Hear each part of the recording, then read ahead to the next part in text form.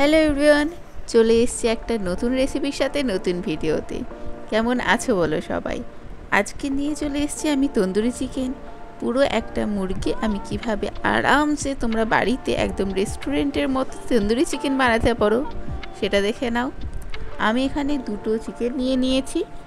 এইগুলোর এক একটার পরিমাণ 1 কেজি থেকে 1 কেজি 250 গ্রাম পরিমাণ। তোমরা ওই 1 কেজি পরিমাণেই নিও, তাহলে বেশি ভালো হবে।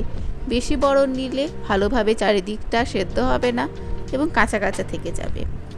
ফার্স্টে চিকেনটাকে নিয়ে ভেতরের পেটের অংশটা পুরোপুরি বাদ দিয়ে ভালোভাবে ধুয়ে পরিষ্কার করে নিতে হবে এবং পরিষ্কার করার পর চিকেনের গায়ে এরকম বড় বড় কাটস দিয়ে দিতে হবে। তাহলেই মশলা ভেতর অবধি যাবে এবং ভালোভাবে এটাকে কুক হবে। তারপর আমি একটা স্পেশাল তন্দুরি মশলা বানিয়ে নিয়েছি, যেটা তোমরা বাড়িতে আরামসে বানাতে পারবে।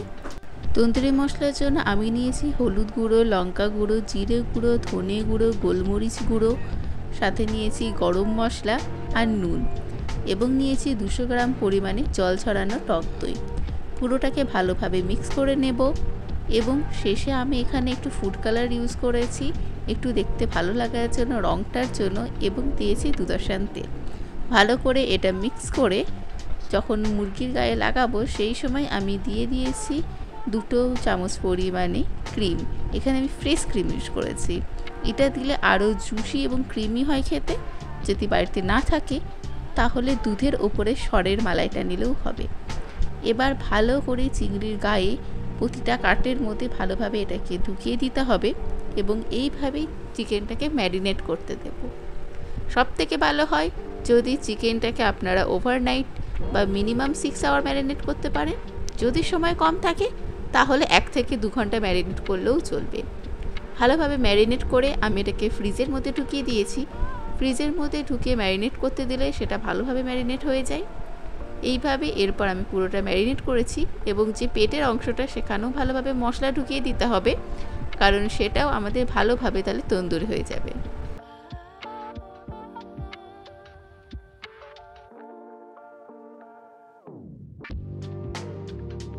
প্রায় 6 আওয়ার ম্যারিনেশনের পর আমি চলে এসেছি চিকেনটাকে নিয়ে। যেটুকুনি জল বা মশলা পাশে পড়েছিল সেটাকেও ভালোভাবে নিয়ে নিয়েছি। এবার চিকেনের পা দুটো এবং হাত দুটোকে সুতোর সাহায্যে ভালোভাবে বেঁধে নেব, তাহলে এটা আর নড়াচড়া করবে না এবং চারিদিক থেকে সমানভাবে কুক হবে। এইভাবে আমি হাতটা এবং পাটা সুতোর সাহায্যে বেঁধে নিয়েছি।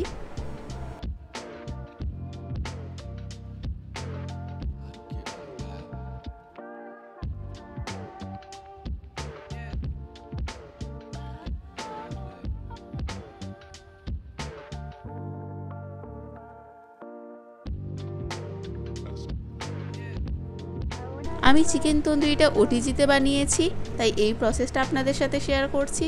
যদি আপনাদের কাছে ওটিজি না থাকেন আমাকে কমেন্টে জানাবেন, আমি কিভাবে গ্যাস ওভেনে এটা করা যায় সেটাও আপনাদের দেখিয়ে দেব।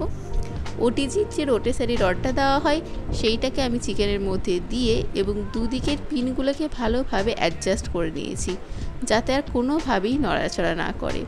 পুরো প্রসেসটা ধীরে ধীরে দেখলেই আপনি বুঝতে পারবেন কিভাবে এটা করে নিয়েছি।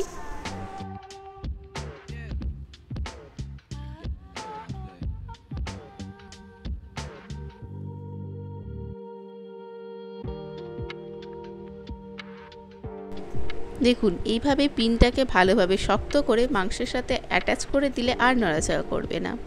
এবার আমি ওটিজিটা 10 মিনিটসের জন্য প্রিহিট করতে দিয়েছি। 210 ডিগ্রি সেলসিয়াসে দুটো রডই অন করে এবং রোটেশনারি মোড অন করে 10 মিনিটের জন্য আমি এটাকে প্রিহিট করে নিয়েছি। 10 মিনিট পর আমি এখানে ঢুকিয়ে দিয়েছি চিকেনটাকে এবং আরও 1 ঘন্টার জন্য ওইভাবেই আমি 210 ডিগ্রি সেলসিয়াসে এটাকে করতে দিয়েছি। আমি পুরো স্টেপ বাই স্টেপ আপনাদের দেখাবো কীভাবে হয়েছে চিকেনটা এবং প্রতিটা পর্যায়ে কীভাবে চিকেনটা রোস্ট হয়েছে। এখন দেখতে পাচ্ছেন সবে ঢুকিয়েছি। এটা 10 মিনিট পর আমি আপনাদের দেখাচ্ছি ক্লোজ থেকে। দেখুন, চিকেনটা অলরেডি কুক হতে শুরু করে দিয়েছে এবং চারিদিক থেকে এটা ভালোভাবে ময়েশ্চার টেনেছে।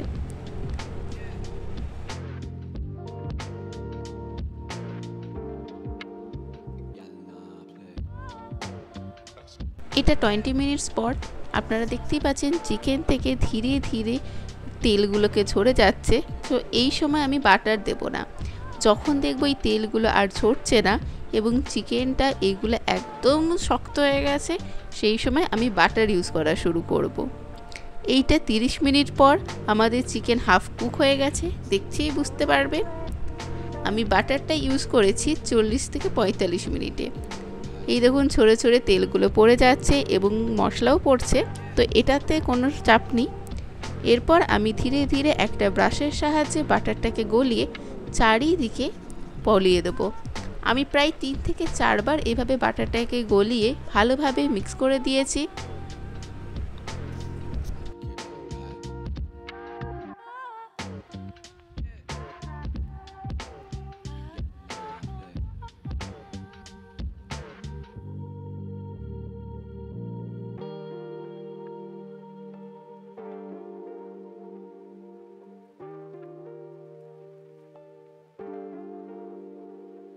এক ঘন্টা পর দেখতে পাচ্ছেন আমাদের চিকেন পুরোপুরি রেডি হয়ে গেছে। কতটা জুসি এবং ইয়াম্মি লাগছে আপনারা দেখলেই বুঝতে পারবেন। এরপর এটাকে রড থেকে বার করে পেঁয়াজ কুচি, শসা কুচি, লেবু এবং চাট মশলা সহকারে একদম পরিবেশন করুন গরম গরম পুরো হোল তন্দুরি চিকেন। রেসিপিটা যদি ভালো লাগে তাহলে একটা লাইক এবং সাবস্ক্রাইব করে পাশে থাকবেন। তো আবার দেখা হবে নতুন কোনো ভিডিওতে নতুন রেসিপির সাথে। ততক্ষণ সবাই ভালো থাকবেন।